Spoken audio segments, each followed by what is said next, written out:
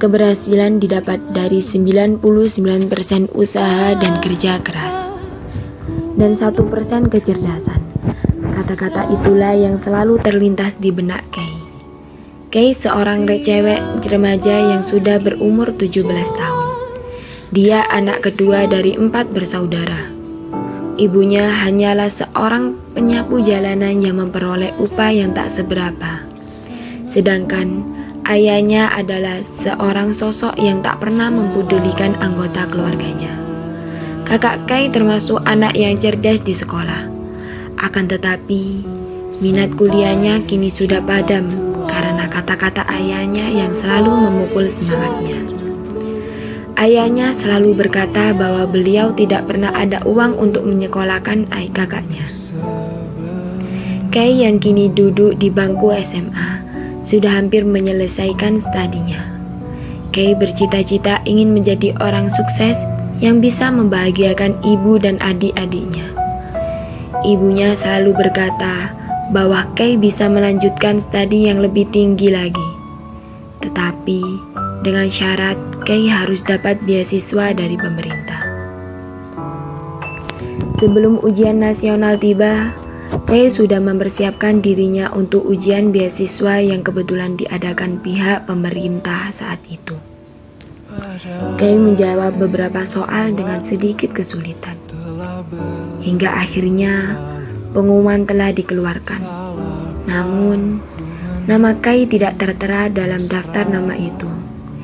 Kay hanya bisa menyaksikan tawa dan senyum teman-temannya yang ada dalam daftar nama itu. Hati Kay saat itu hancur. Dia merasa bahwa dia telah gagal membahagiakan ibunya.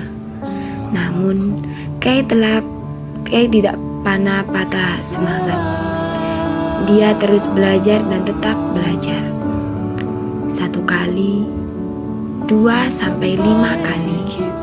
Kay tetap saja gagal, tetap setiap mengikuti ujian kemahasiswaan yang bisa dikatakan gratis. Dengan semangat dan motivasi dari teman-teman Kay yang selalu mendukungnya, akhirnya Kay dapat tawaran beasiswa lagi dan sesaat terakhir nama Kay terdaftar di label daftar pemenang beasiswa.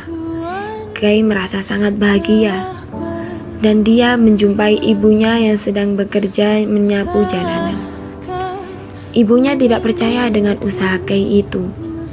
Hingga ibunya berkata, "Sudahlah nak, tanamkan niatmu untuk sekolah tinggi-tinggi." Hati Kay saat itu luluh dan tak berdaya. Kay menyangka bahwa ibunya sama saja dengan ayahnya yang tak pernah mendukungnya.